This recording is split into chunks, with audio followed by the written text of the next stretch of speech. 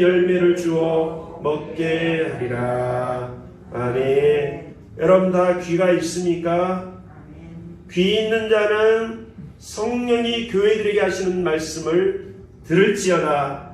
오늘 우리가 육신의 귀가 열렸다고 해서 그것이 듣는 것이 아니라 마음의 문을 열어 하나님의 말씀을 순종하는 마음 자세로 들을 때에 그것이 진짜 듣는 거라는 것이죠. 귀 있는 자는 교회들에게 하나님이 주신, 성령이 주시는 하나님의 말씀을 들을지어다. 그리하면 내가 하나님의 낙원에 있는 생명나무의 열매를 주어 먹게 하리라.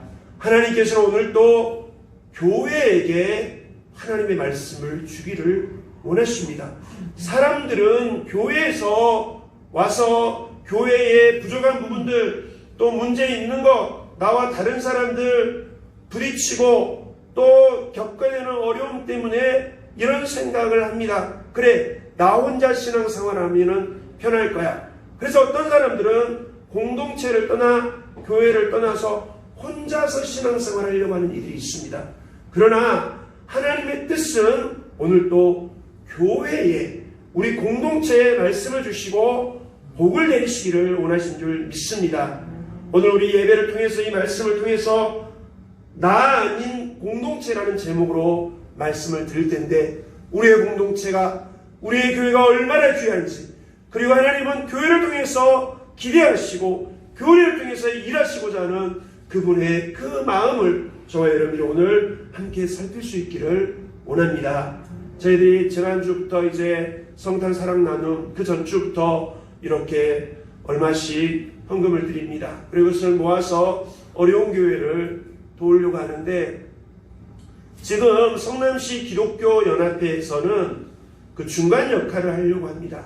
지금 다 어려워요. 하지만 큰 교회들에게, 조금 여유가 있어 보이는 교회들에게 그분들이 조금만 마음의 문을 열고 도와주면 되니까 좀 도와주시라고 찾아가서 말씀을 드리고 공문을 드리고 또 전화를 드려서 일부 교회에서 그것을 보내왔습니다.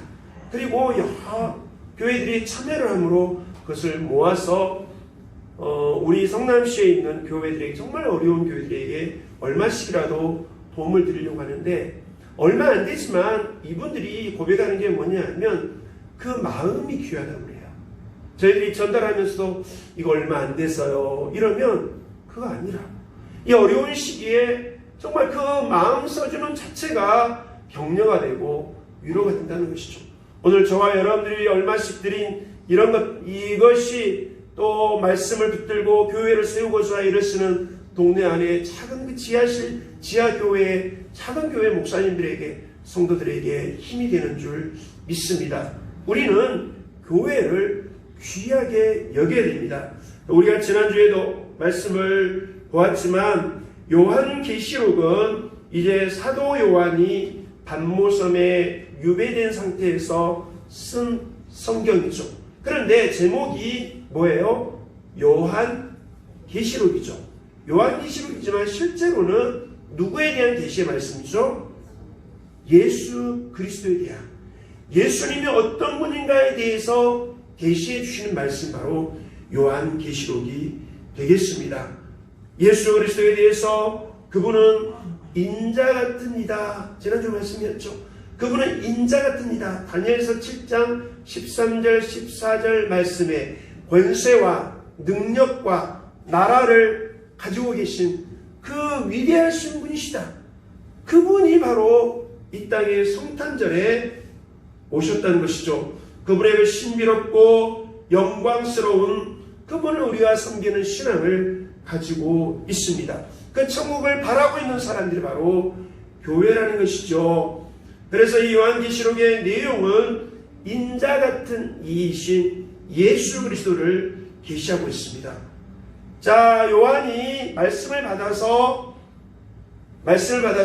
누구에게 이 말씀을 보내냐 하면, 이 수신자가 바로 아시아의 7교회다. 7촛대 사이에 계신 인자 같은 이라고 했는데, 여기서 7촛대는 아시아의 7교회입니다. 지금으로 얘기하면 터키, 소아시아라고 그러죠. 거기에 실제로 존재했던 그 지역 이름들이거든요. 여기에 나와 있는 에서버두, 사빌라, 이따 제가 설명을 드릴게요. 7 지역의 교회에 편지를 쓰고 있는데, 당시에 로마의 황제 핍박으로 교회와 그 다음에 사도 요한도 마찬가지지만 고립이 되어 있었습니다. 교제가 끊어지고 말씀이 희미해지는 때였습니다. 지금도 마찬가지죠. 이 코로나 바이러스는 사람들이 서로 만나서 교제하고 또한 은혜를 나누고 말씀을 나눠야 되는데 그것을 못하게, 어쩔 수 없이 못하게 되는 그런 상황입니다. 그런데 이 상황을 당시 요한계시록 기록될 당시에 요한과 그리고 흩어져 있는 많은 성도들이 똑같은 경험을 했습니다. 왜냐하면 로마 황제의 엄청난 핍박 때문에 그들이 모여서 뭘 할 수가 없었습니다. 지하로 숨어야 되고 많은 숫자가 모일 수 없었습니다. 겨우겨우 모임을 유지해 갔기 때문에 그들의 신앙을 지키기가 결코 쉽지가 않았습니다. 그래서 요한계시록에 보면 마라나타 주 예수여 오시옵소서, 어떻게 해서 저는 믿음을 잘 세우고 다시 오실 주님을 기쁘게 맞이할 것인가? 어떻게 해서 이 기쁨으로 주님, 다시 오실 주님을 맞이할 것인가? 다시 오실 주님을 기다리면서 믿음을 잘 지키기 위해서 오늘 요한계시록이 기록이 되었다는 것이죠. 여러분, 도둑이 집에 올 때 예고를 하고 오는 도둑이 있습니까? 물론 그런 아주 대단히 실력 있는 도둑들은 가끔 영화에 보면 그런 경우가 있습니다. 하지만 도둑은 예고하지 않습니다. 어느 날 갑자기 찾아오기 때문에 사람들이 당하는 것이죠. 갑자기 찾아온 도둑에게는 사람들은 당하는 것입니다. 그런데 주님께서 말씀하십니다. 내가 도둑같이 오겠다 말씀하셨어요. 그것은 뭐냐면 오는 날을 알려주지 않겠다는 것이죠. 그래서 어떻게 하라고 했습니까? 깨어서 다시 오실 주님 맞을 준비를 하라고 했죠. 당하는 것이죠. 준비를 안 하고 있으면 당하는 거고, 준비하고 있으면 맞이하게 됩니다. 사인을 주시는데 그 사인을 잘 보고 다시 오실 주님을 맞이할 것을 말씀을 하고 있습니다. 구약시대 때는 이스라엘 백성들에게 하나님께서 이런 말씀을 하셨습니다. 애굽이나 가나안 종교 문화에 물들어서 하나님을 이제 일개의 바알이나 몰록이나 이런 어떤 일개의 민족신 정도로 생각하고 언약을 떠난 백성들, 그들에게 하나님은 선지자들을 보내셔서 인자 같은 일을 계시하고 예언하시고 약속의 말씀을 들고 다시 일어날 것을 권고했습니다. 그것이 구약의 말씀이죠. 그 위대하신 하나님을 당시에 주변과에 생각했던 것처럼 바알, 아세라, 몰록 이런 민족신 정도로 격화시키고 하나님을 떠나버린 백성들에게, 아니다, 우리가 섬기는 하나님은 만왕의 여왕, 만주의 주, 인자 같은 이다, 모든 권세와 능력과 나라를 가지신 분이다, 이렇게 말씀을 했습니다. 예수님께서 오셨던 초림, 처음으로 오셨던 그 첫 번째 성탄절에 예수님은 이제 이 땅에 오셨을 때에 그분은 따라서입니다. 말씀은 왕처럼.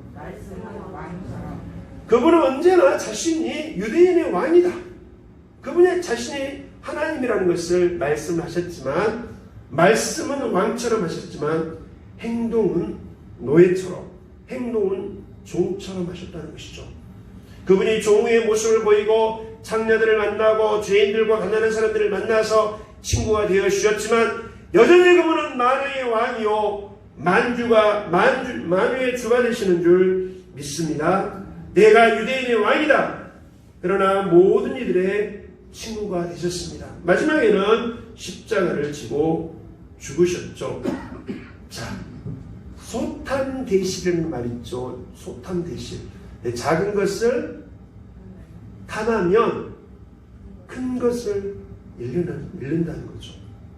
당시에 예수님을 대적했던 종교 지도자들은 말 그대로 이렇습니다. 소탐대실입니다. 그들은 이 땅의 것을 탐을 냈어요. 권세와 권력, 종교를 이용해서 그것을 탐을 냈을 때에 대실 큰 것을 잃어버렸습니다. 유대인의 왕이신 예수 그리스도를 그들은 잃어버렸다는 것이죠. 우리가 이 땅에 살아가면서 혹시 유대인의 왕, 만유의 주, 하늘의 권세와 능력과 나라를 소유하고 계신 그분이 우리에게 있는데 작은 것을 탐함으로 행여 그것을 잃어버리는 일은 없어야 되겠습니다. 예수님은 맥없이 십자가를 지고 돌아가셨지만 그러나 그분은 그렇게 맥없는 분이 아니셨습니다. 그래서 그것을 보여주시기 위해서 3일 만에 부활하셨고 그리고 하나님의 성령으로 임재하셔서 하나님의 그 위대하심을 온 교회에 나타내 보이신 줄 믿습니다.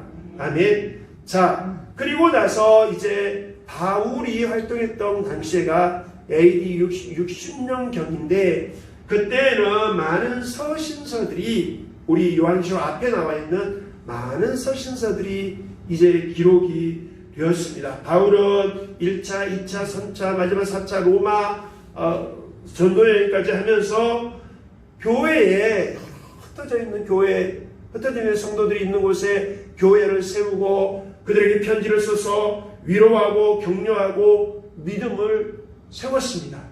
행여 이들이 소탐대실하지 않도록 눈에 보이지 않는다고 해도 성령의 역사, 하나님의 능력, 예수 그리스도 그분이 여전히 교회 가운데 우리 가운데 역사하고 계신다는 사실을 전하기를 원했습니다. 그래서 그렇게 편지를 했던 것이죠.